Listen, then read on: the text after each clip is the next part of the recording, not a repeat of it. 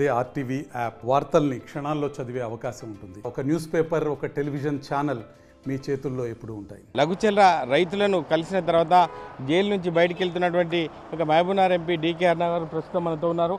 Madam చెప్పండి, ఏం చెప్పారు రైతుల మీతోని? రైతుల వాళ్ళని అన్యాయంగా అరెస్ట్ చేశారని, చాలామంది అక్కడ లేనేలేమని, ఆ రోజు పార్టీలకు అతీతంగా అన్ని పార్టీల వాళ్ళ దాంట్లో పాల్గొన్నారు. కాంగ్రెస్ వాళ్ళు కూడా దీంట్లో పాల్గొన్నారు. వీడియోలో ఉన్నాయి, ఆ వీడియోలో ఉన్న వాళ్ళందరినీ తప్పించిండ్రు.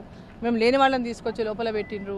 యాక్చువల్గా మా భూములు ఇప్పటికి కూడా మేము మా భూములు ఇవ్వము, మమ్మల్ని జైలుకి వెళ్ళి బయటికి రావాలంటే మీరు సంతకాలు చేయండి అని చెప్పి మా ఊళ్ళల్లో పోయి చెప్తున్నారు వాళ్ళు. సో వాళ్ళందరూ కూడా ఈ సంఘటన ఏదైతే ఉందో ఉద్దేశపూర్వకంగా అక్కడ జరిగింది ఏమీ లేదు. కొంతమంది దాంట్లో లేని వాళ్ళు మేము అసలు లేమని చెప్తున్నారు. అక్కడ కొంతమంది లేని వాళ్ళు కూడా దీంట్లో ఉన్నారు ఈరోజు జైల్లో. ఆ రోజు సంఘటన జరిగినప్పుడు ఊర్లో లేని వాళ్ళు ఉన్నారు దాంట్లో కొంతమంది. వాళ్ళ పేర్లు అంటే పార్టీల పరంగా ఎవరు యాక్టివ్ ఉన్నారు, ఎవరు మొన్న ఎలక్షన్లో బాగా పనిచేసిండ్రు, బీజేపీకి ఎవరు గట్టిగా పనిచేసిండ్రు, ఆ ఊర్లో మెజార్టీ రానికి కారణం ఎవరు ఇక్కడ అనేటువంటి అది ఉద్దేశపూర్వకంగా కూడా కొందరు అరెస్ట్ చేసిండు. నంబర్ ఏ4లో శివకుమార్ పెట్టిండ్రు, ఏ11లో విష్ణువర్ధన్ రెడ్డి, లేని వాళ్ళని కూడా పెట్టిండ్రు వాళ్ళు కేసెస్లో. అంటే ఒకరికొకరు బీఆర్ఎస్ కావచ్చు, ఇటు కాంగ్రెస్ కూడా ఒకరికొకరు బురద జల్లే ప్రయత్నం చేస్తున్నది, సమస్యకు పరిష్కార దిశగా ఉండడం లేదు.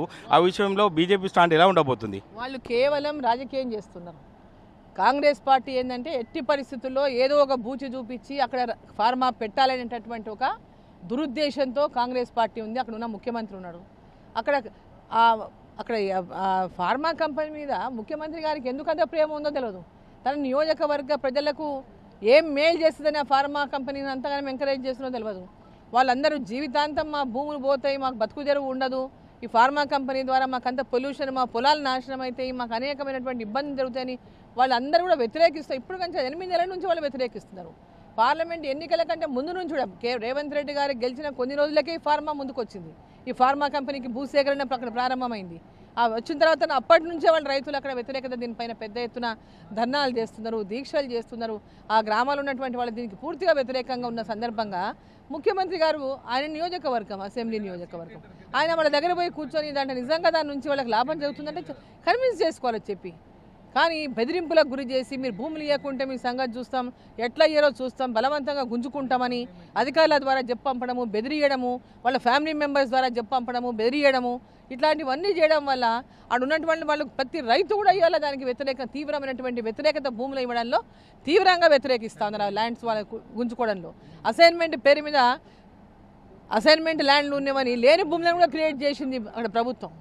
అసలు అసైన్మెంట్ ల్యాండు అక్కడ లేకపోయినా వేరే వాళ్ళ పేర్ల మీద అసైన్మెంట్ ల్యాండ్ ఉన్నట్టు చూపిస్తున్నారు. సో ఇవన్నీ కూడా చాలా తప్పులకు కాంగ్రెస్ పార్టీ అక్కడ పాటుపడతా ఉంది. ఇది ఏమాత్రం సమంజసం కాదు.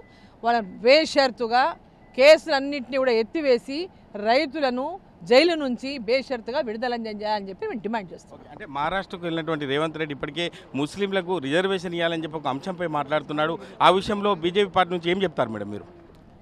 గతంలో ఆల్రెడీ కాంగ్రెస్ ప్రభుత్వం ఉన్నప్పుడు 4% రిజర్వేషన్ ఇస్తూనే ఉన్నారు కదా, వాళ్ళు ఇస్తూనే ఉన్నారు కదా. వాళ్ళ కొత్త ప్రచారంలో ఈరోజు కొత్తగా రిజర్వేషన్ ఇవ్వాలని ప్రధానంగా ఆరోపిస్తున్నారు. వాళ్ళంతా కేవలం రాజకీయంలో ఎలక్షన్ల కోసమే, ఎలక్షన్ల గెలుపుల కోసమే ప్రజల్ని మోసం చేయడం తప్పితే కాంగ్రెస్ పార్టీ చేస్తున్నది ఏమీ లేదు. కేవలం ప్రజలను ఏ మాటలు చెప్పి మోసగించాలో వీళ్ళకున్నంత ట్రైనింగు, వీళ్ళకున్నంత నేర్పరితనము ఇంకెవరికి అన్ని అబద్ధాలు ఈ తెలంగాణలో ఇచ్చినవే చక్కగా లేవు. ఏ హామీని నెరవేర్చలేదు ఇప్పటిదాకా. ఇచ్చిన హామీలన్నీ ఈరోజు నెరవేర్చకుండానే మోసం చేసిండ్రు. ప్రతి కుటుంబానికి 2500 ఎక్కడ ఇచ్చిండ్రు? ప్రతి మహిళకు అన్నారు ఎక్కడ ఇచ్చిండ్రు? నా 2000 పెన్షన్ 4000 అన్నారు ఎక్కడ ఇచ్చిండ్రు? రైతు భరోసా 15000 ఎక్కడ ఇచ్చిండ్రు? కౌలు రైతులకు 15000 ఎక్కడ ఇచ్చిండ్రు? రైతు కూలీలకు 12000 ఎక్కడ ఇచ్చిండ్రు? నిరుద్యోగులకు 4000 ఎక్కడ ఇచ్చిండ్రు? రైతు రుణమాఫీ మొత్తం ఎక్కడ చేసిండ్రు?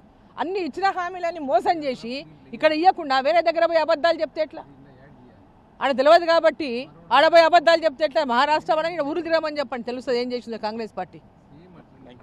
అంటే రైతులను మోసం చేసే విధంగానే కాంగ్రెస్ ప్రభుత్వం యొక్క ప్రణాళిక ఉంది. ఇచ్చిన 6 గ్యారెంటీలు ఇప్పటివరకు సక్సెస్ కాలేదు, కానీ మహారాష్ట్రలో పోయి ప్రచారాన్ని చేయడాన్ని తీవ్రంగా బీజేపీ పార్టీ తప్పుపడుతుందని చెప్పి ఒక ఎంపీ డీకే అరుణ చెప్పడం జరుగుతుంది. కెమెరామెన్ నెల్లూరుతో మహేష్, ఆర్టీవీ, సంగారెడ్డి జిల్లా. మరిన్ని వీడియోస్ కోసం ఛానల్ సబ్స్క్రైబ్ చేయండి. లేటెస్ట్ అప్డేట్స్ కోసం వాట్సాప్ ఛానల్ ఫాలో అవ్వండి. అండ్ లింక్ డిస్క్రిప్షన్ లో ఉంది.